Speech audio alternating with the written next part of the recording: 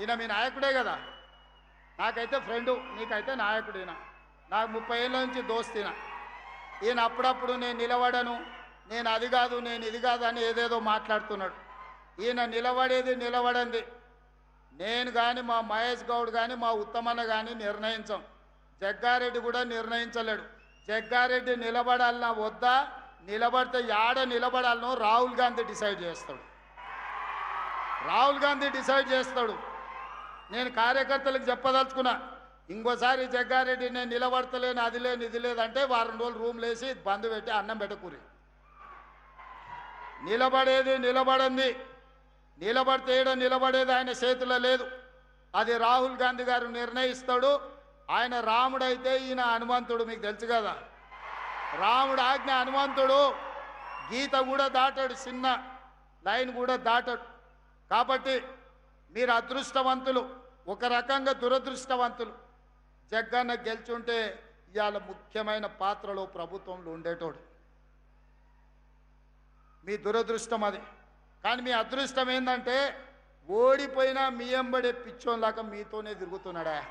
నేను 100 సార్లు లేపిన, సిగ్గులేనాడరా పట్నంలో జరిసేపు నా ఎంబడా నుండి ఏం దాచిపెట్టిన లడ్డు సంగారెడ్డిలు అంటే తెల్లారగట్ల మళ్ళీ మీ దగ్గరికి వస్తాడు. జరిసేపు మా దగ్గర ఉంటాడు, మళ్ళీ ఎంబడే వచ్చి మీ దగ్గర ఉంటాడు. ఇంత మంచోడు.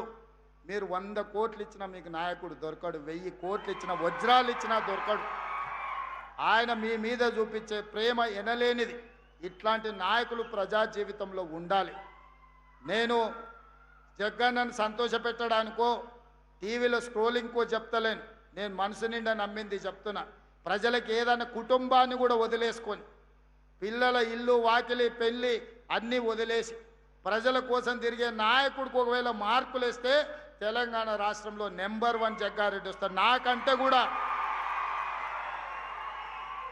నేను నా కుటుంబం, మా అన్నదమ్ముళ్ళు, మా ఫ్యామిలీని చూసుకుంటూనే రాజకీయం చేస్తా. ఈయన అన్ని వదిలేసి మీకోసమే చేస్తుండు. జగ్గన్న మిమ్మల్ని కాపాడుకున్నాడు కాదు, జగ్గన్నను కాపాడుకునే బాధ్యత మీది. ఆ బరువు మీ మీద పెట్టి నేను వెళ్తున్నా. మీరందరూ మాట ఇస్తారు కదా జగ్గన్నను కాపాడుకునేటందుకు. ఇస్తారా అన్నోళ్ళు అందరు చేయి పైకెత్తూరి.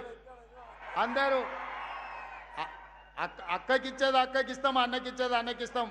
ఏ పొత్తుల పంచాయతీ ఏం లేదు.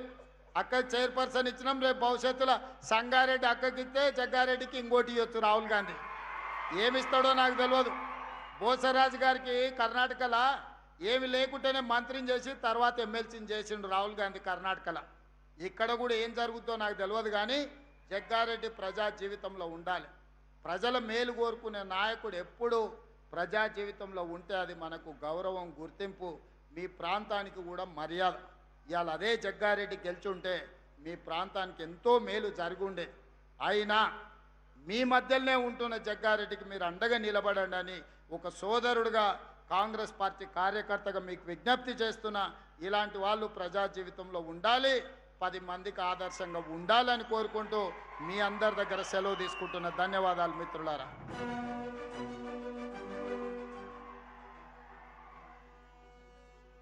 ఈ జాతీయ పండుగ వేళ గౌరవ ముఖ్యమంత్రి గారి చేతుల మీదుగా స్మార్ట్ కార్డు పంపిణీ అనేక కుటుంబాల్లో పండగ. మల్లయ్య గారి